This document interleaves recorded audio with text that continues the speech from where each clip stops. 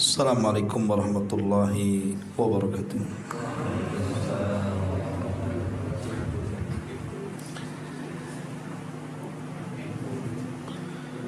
Alhamdulillah wassalatu wassalamu ala Rasulillah wa ala alihi wa sahbihi wa mawalah wa la hawla wa la quwata illa billahi wa ba'du.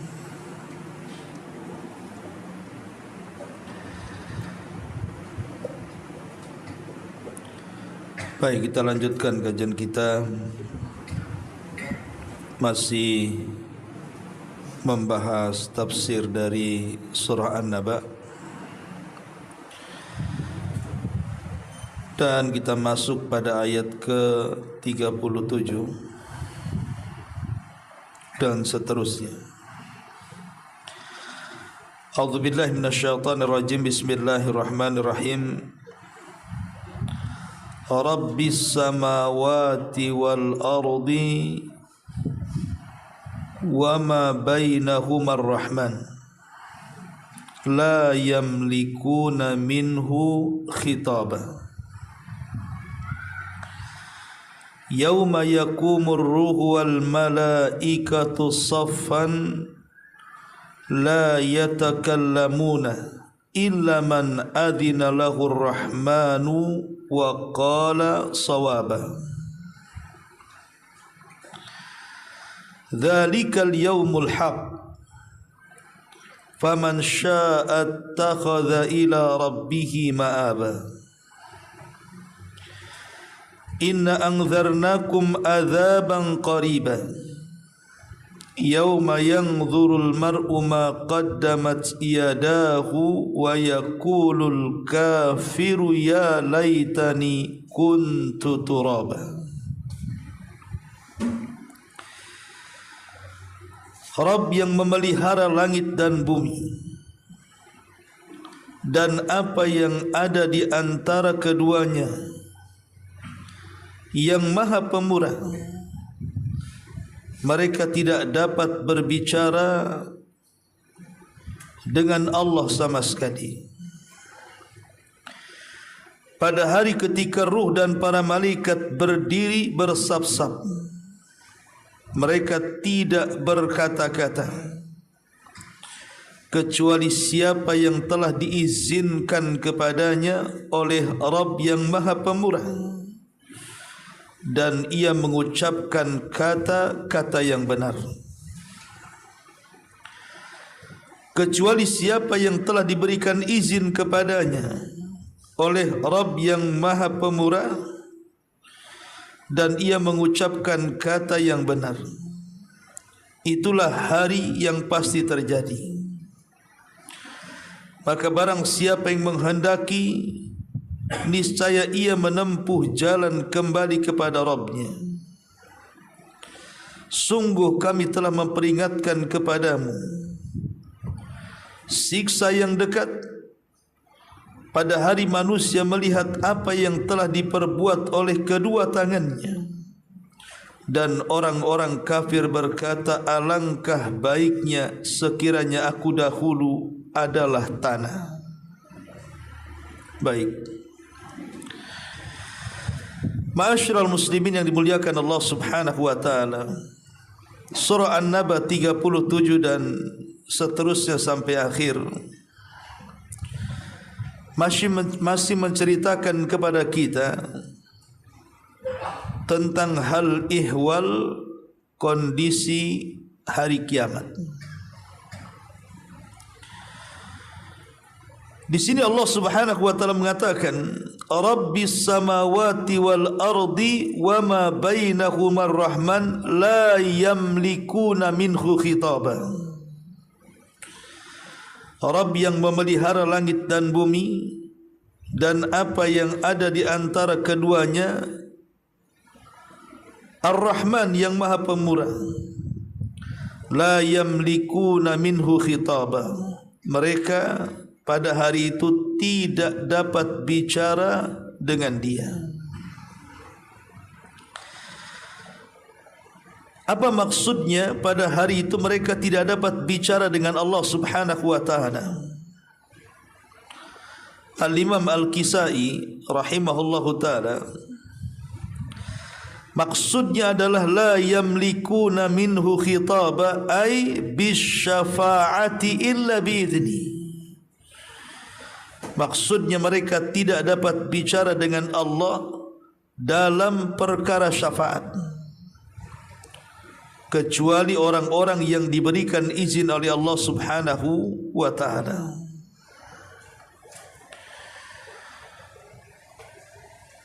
Artinya pada hari kiamat, orang-orang yang mereka berada di padang mahsyar, kemudian mereka ingin selamat dari apa yang ada di padang mahsyar itu, mereka minta syafaat. Minta syafaat kepada Allah Subhanahu wa ta'ala. Tetapi Allah Subhanahu wa ta'ala tidak mengizinkan mereka bicara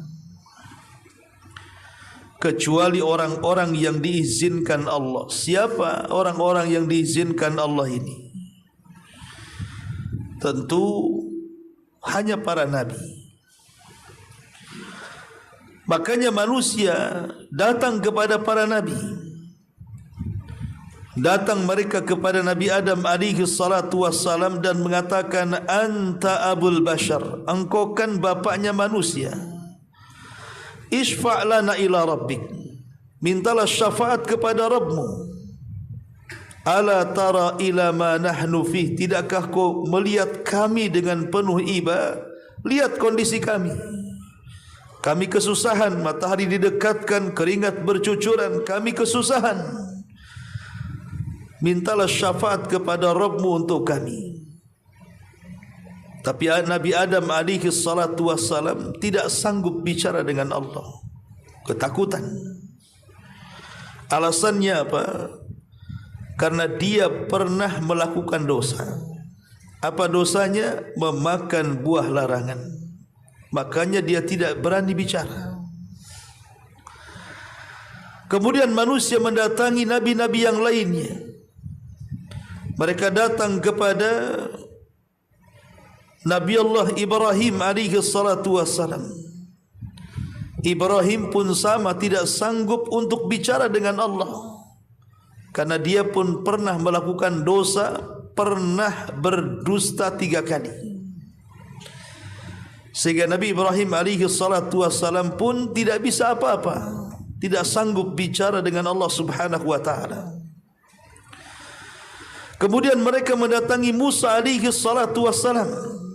Musa juga sama, memberikan alasan tidak sanggup bicara dengan Allah Subhanahu wa ta'ala karena Musa pernah melakukan dosa. Apa dosanya Musa?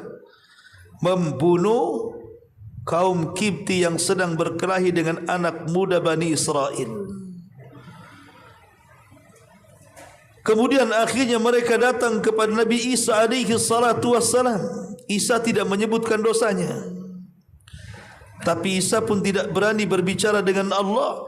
Dia hanya menyarankan, datanglah kepada Muhammad sallallahu alaihi wasallam. Akhirnya mereka pun datang kepada Nabi kita Muhammad sallallahu alaihi wasallam dan mereka meminta agar Rasul kita datang menghadap Allah dan meminta syafaat untuk mereka. Maka Nabi sallallahu alaihi wasallam mengatakan, ana laha, akan kucoba. Maka Nabi kemudian menghadap Allah, sujud dengan sujud yang lama di bawah arsy-Nya dan terus memanjatkan doa kepada Allah Subhanahu wa taala sampai akhirnya Allah memberikan izin untuk bicara. Di sini Allah Subhanahu wa taala mengatakan la yamlikuna minhu khitaba. Artinya mereka tidak dapat bicara dengan Allah kecuali orang yang Allah izinkanlah. Orang yang Allah izinkan salah satunya adalah Rasul kita Muhammad sallallahu alaihi wasallam. Maka ketika Allah Subhanahu wa taala melihat Rasul sedang sujud dengan sujud yang lama, maka Allah mengatakan, irfa ra'saka ya Muhammad, sal tu'ta, qul tusma, ishfa tushaffa. angkat kepalamu, minta kau diberi, katakan kau didengar, minta syafaat ku beri kau syafaat. Ketika itu Nabi SAW meminta 7 syafaat kepada Allah Subhanahu wa taala.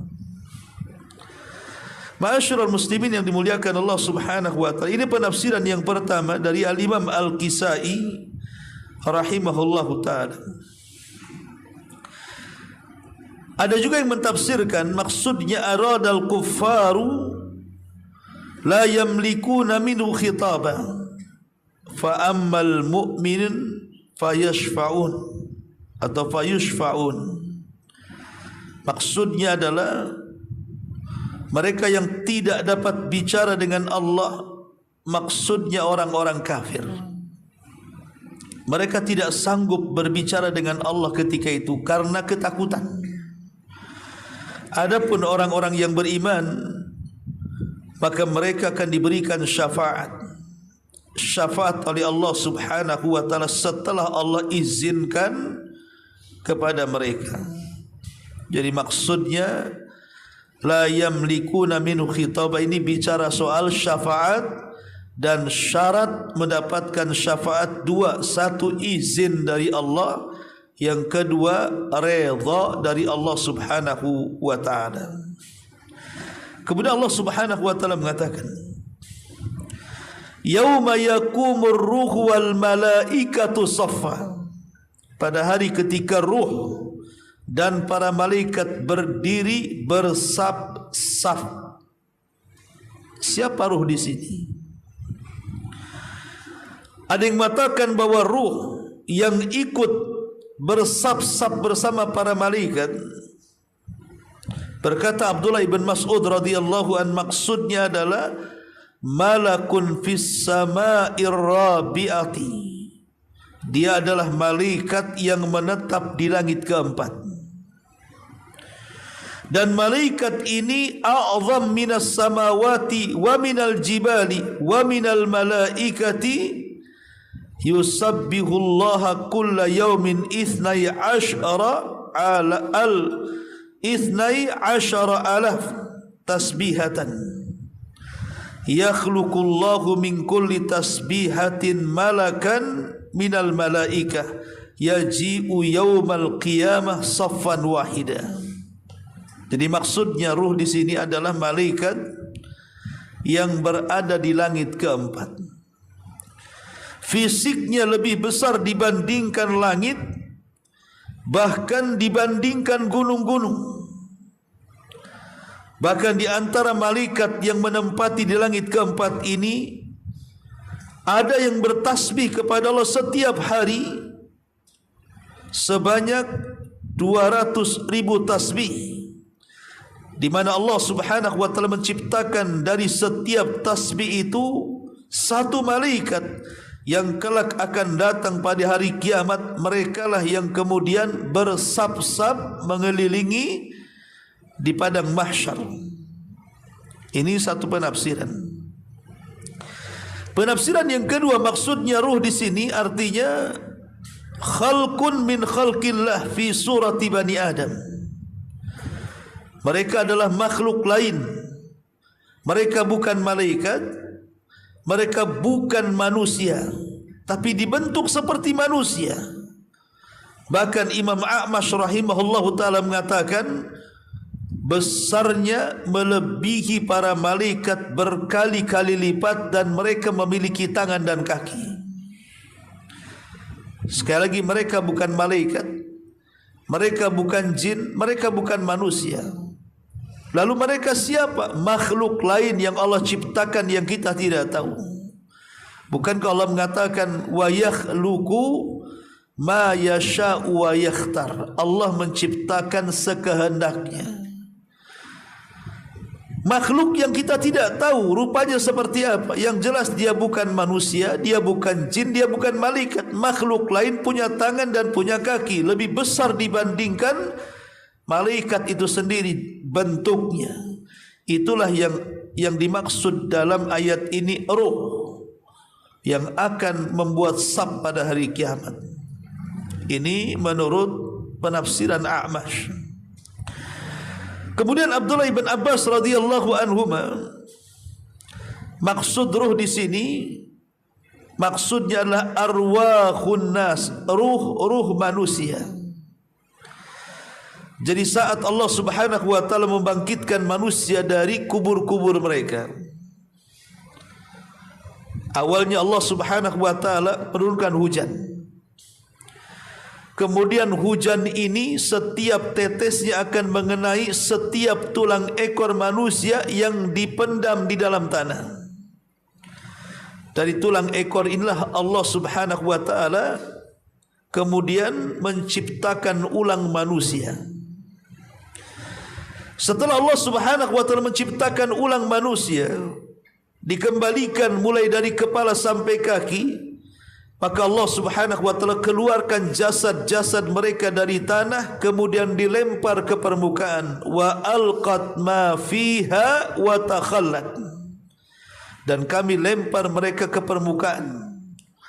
Wa ukhrijatil ardu athqalaha. Dan kami keluarkan beban-beban berat yang ada di bumi, maksudnya jasad-jasad manusia ke mana? Ke permukaan bumi.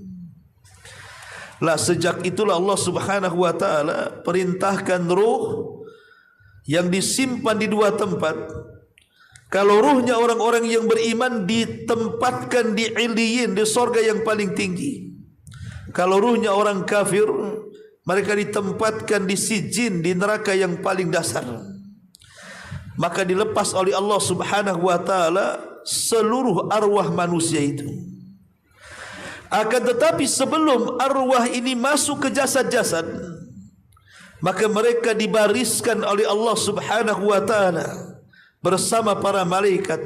Inilah maksudnya yauma yaqumur ruhu wal malaikatu saffan. Pada hari itu ruh dan para malaikat berdiri bersaf-saf.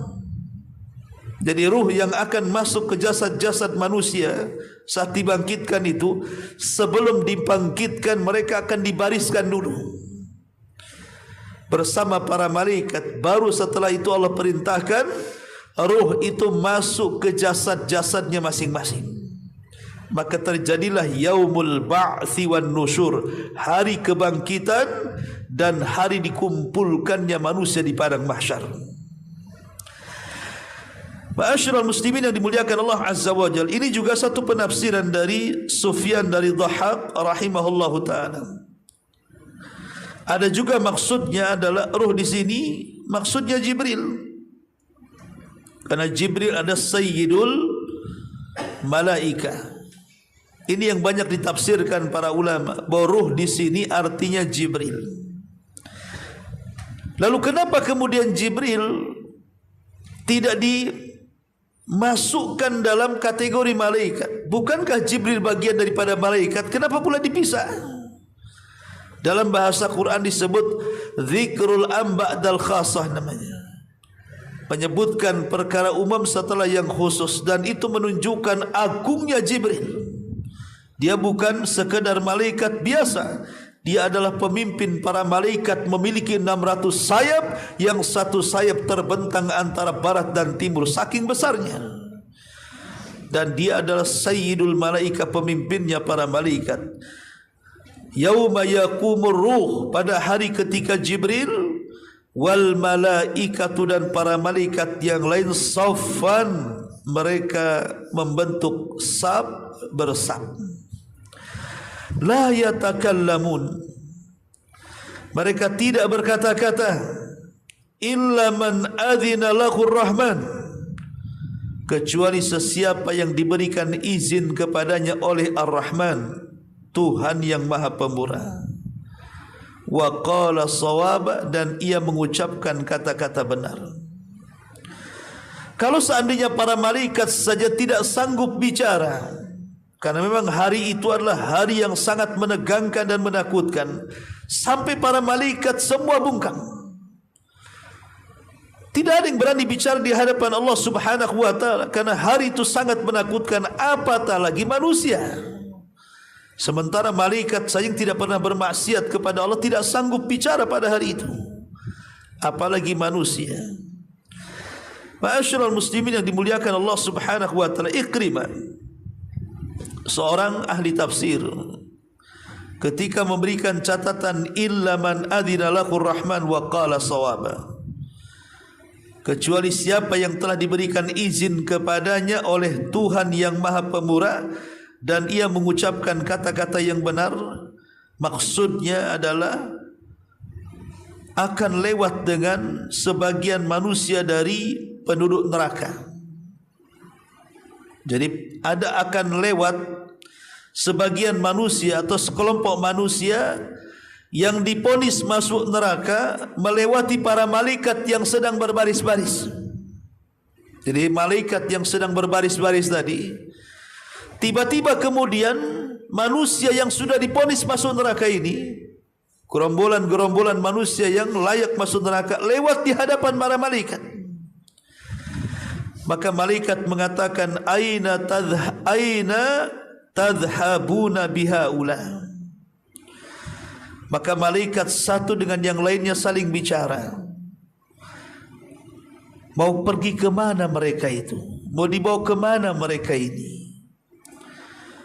Fayuqal, maka dikatakan, ilan nar, mereka akan dimasukkan ke dalam neraka. Fayaqulun, maka sebagian para malaikat mengatakan, bima kasabat aydihim wa ma zalamahumullah. Tentu mereka masuk neraka karena ulah tangan-tangan mereka dan Allah tidak pernah zalim kepada mereka.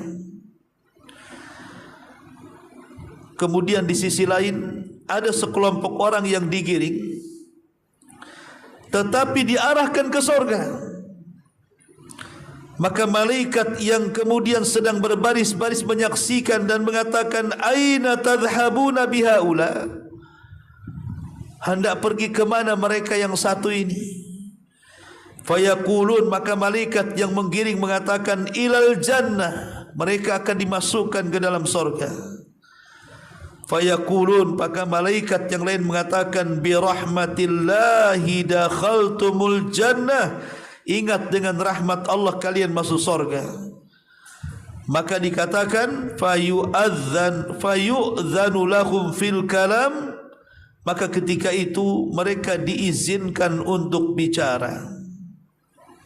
Maka ketika itu diizinkan untuk bicara. Itulah yang mengatakan, illa man adzina lahur rahman wa qala shawaba.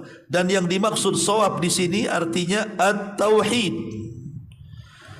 Jadi orang-orang yang mereka diizinkan oleh Allah Subhanahu wa taala kemudian berkata-kata dengan kata-kata yang benar, maksudnya adalah kata-kata la ilaha illallah. Ketika di dunia mereka mentauhidkan Allah, maka di akhirat mereka berhak bicara dengan tauhid. Ma'asyiral muslimin yang dimuliakan Allah Subhanahu wa taala, Allah mengatakan, dzalikal yaumul haq, itulah hari yang pasti terjadi.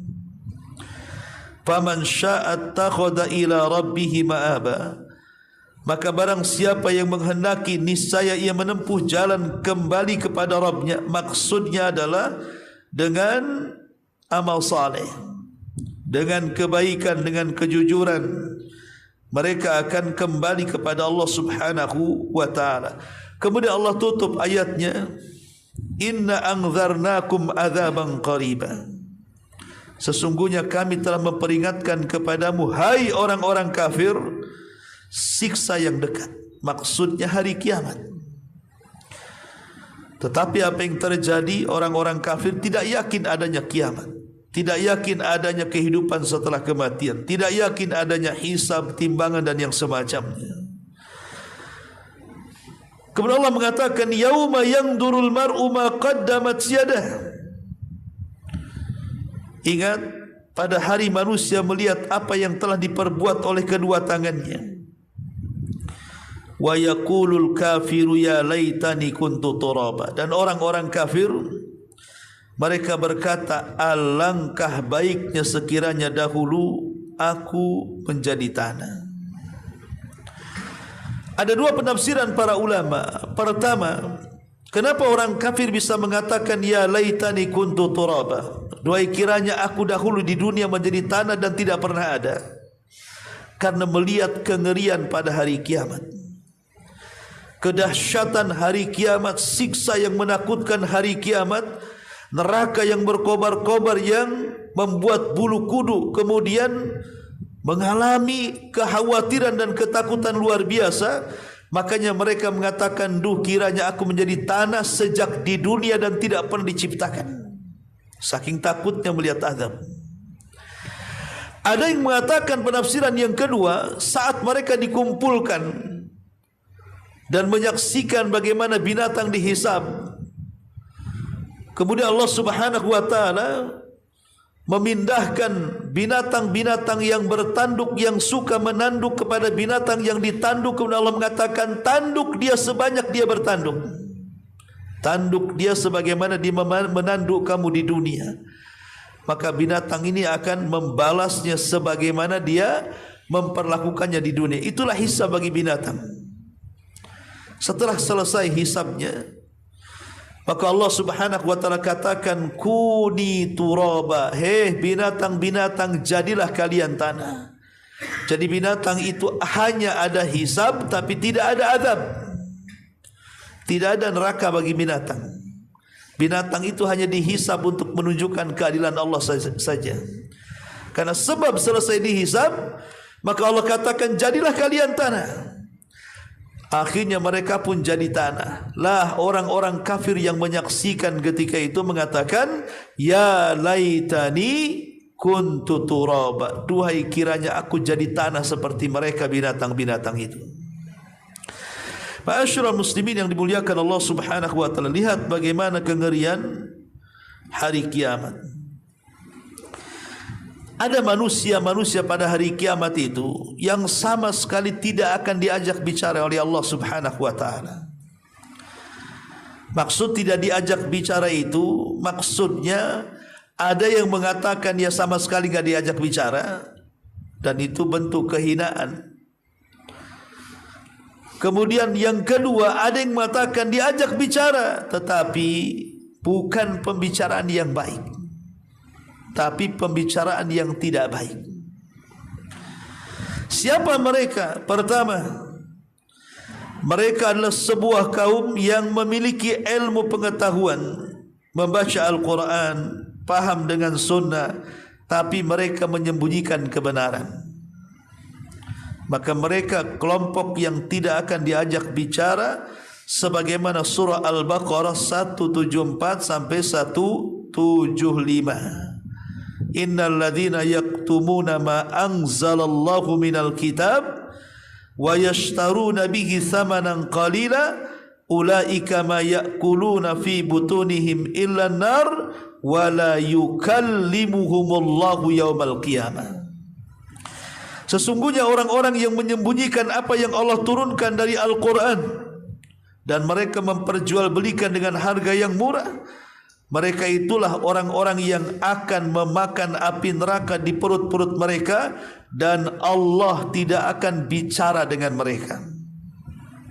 Jadi orang-orang yang menyembunyikan kebenaran padahal tahu kebenaran, maka mereka tidak akan diajak bicara. Ini satu. Yang kedua, seorang laki-laki yang berinfak, bersedekah kepada fuqara, kepada masakin, tetapi kemudian menyebut-nyebut infaknya. Dia menceritakan infaknya sendiri, terkadang menyakitkan pula, dengan mengatakan, kalau dulu tidak ku bantu, kamu sudah jadi gembel, umpamanya. Ini kan menyebut-nyebutkan bantuan, tidak ikhlas, menyebut-nyebutkan pemberian. Nabi SAW mengatakan, salasatun la yukallimuhumullahu yaumal qiyamah wa la yanzuru ilaihim wa la yuzakkihim wa lahum adzabun alim. Ada 3 kelompok tidak akan diajak bicara oleh Allah, bahkan tidak akan dibersihkan, bahkan Allah tidak akan melihatnya, dan bagi mereka azab yang pedih. Salah satunya Nabi SAW mengatakan, al-mannan bima a'ta, menyebut-nyebut pemberian yang sudah diberikan kepada orang. Kemudian yang ketiga, al-musbil izarah, orang yang isbal bagi laki-laki, yang melembrehkan kainnya di bawah mata kaki. Tentu bagi laki-laki, kalau perempuan disyariatkan harus menutup mata kaki, bahkan kalau perlu ditambah 1 jengkal. Tapi laki-laki tidak boleh, harus diangkat sehingga mata kakinya harus tampak. Karena Nabi SAW mengatakan, salah satu orang yang tidak akan diajak bicara oleh Allah Subhanahu wa taala adalah musbil al-izar, orang-orang yang melembrehkan kainnya dan menutup mata kakinya. Ini yang ketiga. Yang keempat, al-munafiq sil'atahu bihalifil kadhib, orang-orang yang ketika dia melariskan dagangannya, dia rela bersumpah untuk kedustaan. Para pedagang, para peniaga bersumpah-sumpah, demi Allah ini barang bagus padahal tidak bagus. Demi Allah ini barang asli padahal imitasi. Demi Allah ini barang ilegal padahal hasil curi. Dan begitu seterusnya. Dia berdusta untuk mengelabui manusia supaya dagangannya laris. Kata Nabi SAW, ada 3 kelompok yang tidak akan diajak bicara. Salah satunya, rajulun baya'a rajulan sil'atan ba'dal munafiq, al-munafiq sil'atahu bil halifil kadhib, orang yang bersumpah memperjualbelikan dagangannya dengan sumpah palsu supaya laris di hadapan manusia. Kemudian yang kelima, seorang yang dipanjangkan usianya sehingga menua dan usianya melebihi manusia, mungkin 70 tahun, 80, 90 tahun, pokoknya Allah panjangkan umurnya, tetapi fitrahnya tidak pernah lurus, syahwatnya tidak pernah redam, bahkan masih berani melakukan zina di masa tua. Kata Nabi SAW, di antara 3 orang yang tidak akan diajak bicara oleh Allah Subhanahu wa taala dan tidak akan dilihat pada hari kiamat, tidak akan dibersihkan, bahkan bagi mereka azab yang pedih. Kata Rasul, saikhun zanin, orang yang sudah tua renta tapi masih berzina.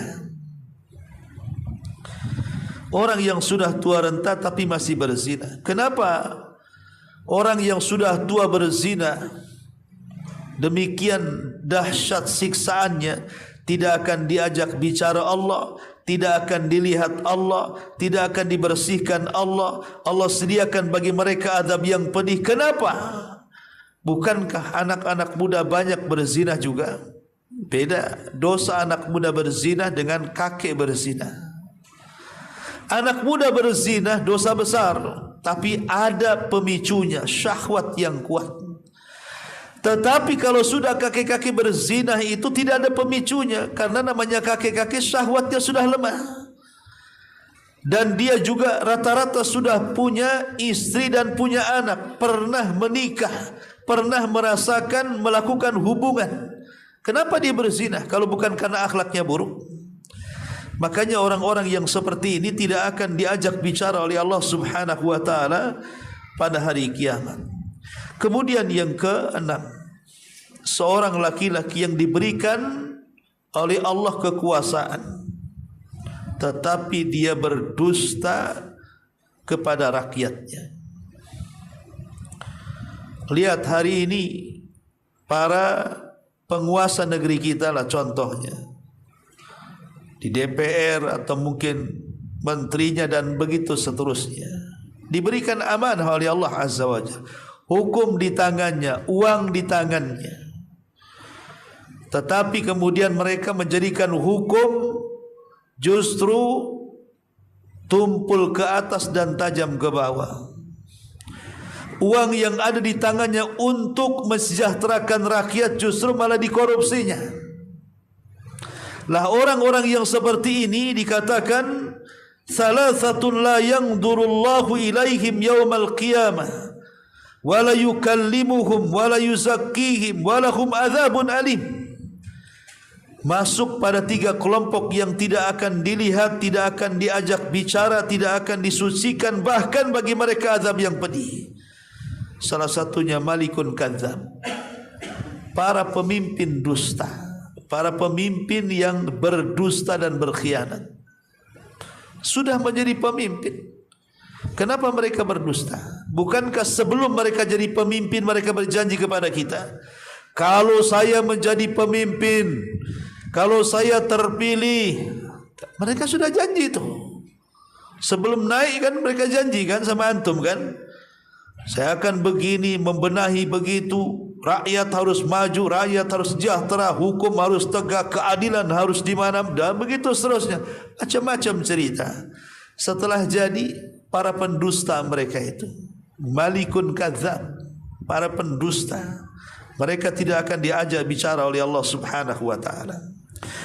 Kemudian yang nomor 7, orang fakir tapi sombong. Orang kaya sombong wajar. Kenapa? Ada pemicunya. Saya kaya wajar sombong. Orang miskin sombong ada pemicunya. Dan miskin sombong kurang ajar namanya. Ya. Makanya kenapa orang-orang miskin sombong juga tidak akan diajak bicara? Karena tidak ada pemicu dia sombong. Harusnya orang miskin itu tawadu. Kemudian juga yang ke-8, seorang wanita al-mutarajjilah, seorang wanita yang berdandan ala laki-laki atau sebaliknya. Jadi perempuan menjadi tomboy, tapi laki-laki menjadi banci kaleng. Kemudian juga berbalik fitrahnya. Nah, ini orang-orang yang kemudian membalik fitrah. Laki-laki ingin jadi perempuan, perempuan ingin jadi laki-laki, maka mereka adalah orang-orang yang tidak akan diajak bicara oleh Allah Subhanahu wa taala. Kemudian yang ke-9, rajulun ala fadli ma'in famana'ahu ibnu sabil. Orang yang dibelikan kelebihan air, ketika ada orang yang memintanya dia tahan, tak boleh. Padahal ada 3 perkara yang bersyarikat tidak boleh dikuasai. Pertama rumput, yang kedua api, dan yang ketiga air. Itu serikat bersama, tidak boleh dikuasai satu dengan yang lainnya. Kecuali kalau memang air itu dia usahakan dengan mesin, ya bolehlah kita minta upah daripada mesinnya. Tapi kalau air ini ada di ladang, mengalir begitu saja dari air hujan, betul melewati ladang kita. Kalau ladang kita sudah terairi, tiba-tiba tetangga minta, ya silakan saja ambil. Kalau mencegahnya, maka orang-orang seperti ini tidak akan diajak bicara oleh Allah Subhanahu wa taala. Yang ke-10, mereka adalah orang-orang yang al-wafa lil imami bil qiyam bima aujaballahu alaihi wa illam tu'ta malikun min huquqi. Orang-orang yang mereka melakukan pemberontakan dengan alasan apapun. Umpamanya alasannya, ya karena pemerintah kurang ajar Ustaz, mereka mengambil hak kita, sementara kita susah mengambil hak kita kepada mereka. Akhirnya kami memberontak. Maka orang-orang yang melakukan pemberontakan kepada pemerintah, Allah tidak akan ajak bicara.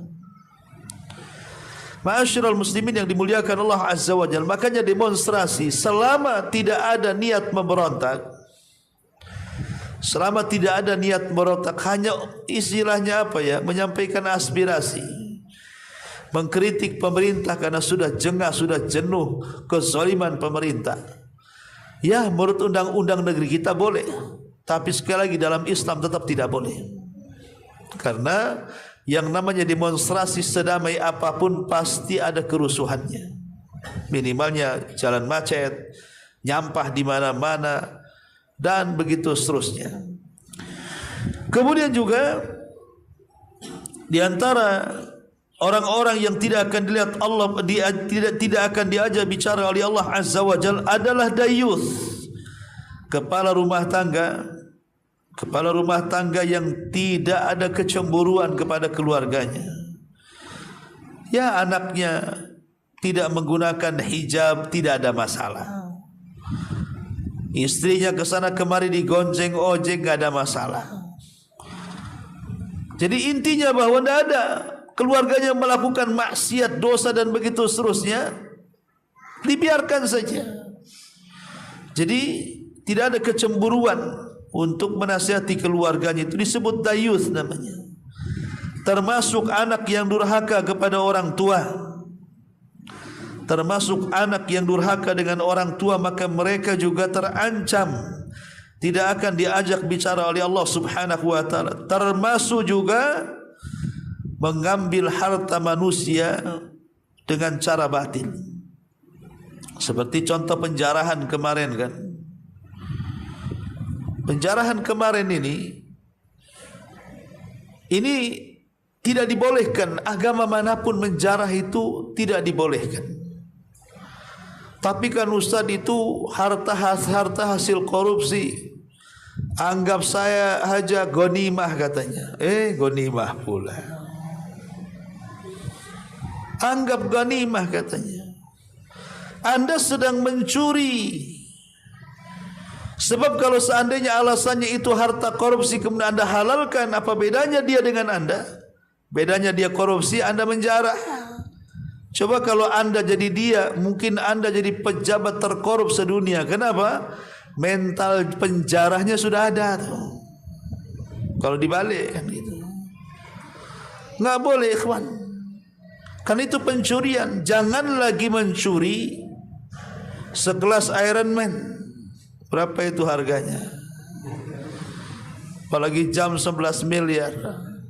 1/4 dinar, 1,5 juta lebih lah, 1/4 dinar itu sudah boleh dipotong tangan.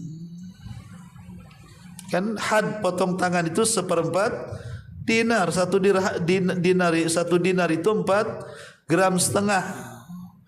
Kalau dibagi 4 lah kan itu 1/4-nya. Ya kalau umpamanya 1 gramnya itu 1 juta, berarti sudah 1,5 juta lah, 1,5 gram. Itulah 1/4 dinar. Itu sudah dipotong tangannya itu dalam Islam tuh. Ma'asyiral muslimin yang dimuliakan Allah Azza wa Jalla, intinya bahwa tidak boleh melakukan penjaraan, karena itu sama dengan perampokan, sama dengan pencurian. Walaupun tentu korupsi dengan pencuri berbeda, harus dibedakan ya. Mencuri ini dia mengambil harta yang harta ini disimpan baik-baik oleh pemiliknya. Emas dalam berangkas, kemudian uang dalam kotak, mobil dalam garasi, itu namanya tersimpan. Kemudian kita ambil, itu namanya mencuri. Kalau korupsi tidak, uangnya tidak tersimpan, uangnya dia pegang. Cuman uang ini milik negara, dipegang sama kita, bukan orang yang pegang. Kalau mencuri uang orang kita ambil, itu namanya mencuri. Ini uangnya ada di tangan kita. Cuman uang ini bukan uang kita, uang negara.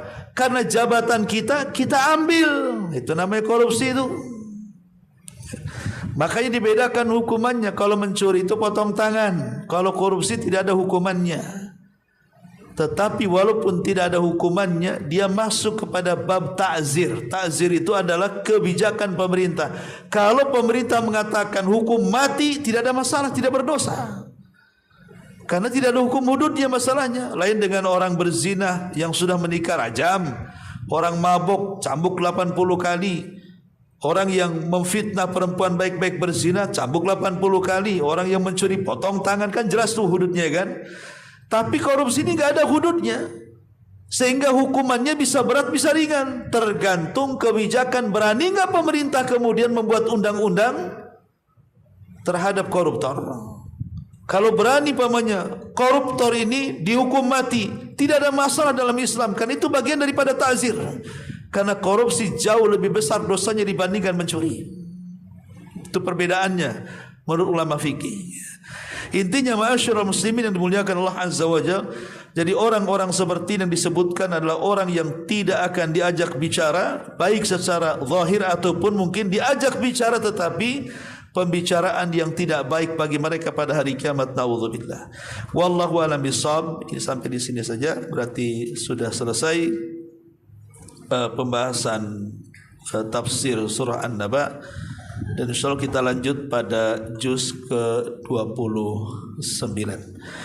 Subhanakallah bihamdika asyhadu an la ilaha illa anta astaghfiruka wa atubu ilaik. Allahu taala alam. Assalamualaikum warahmatullahi wabarakatuh.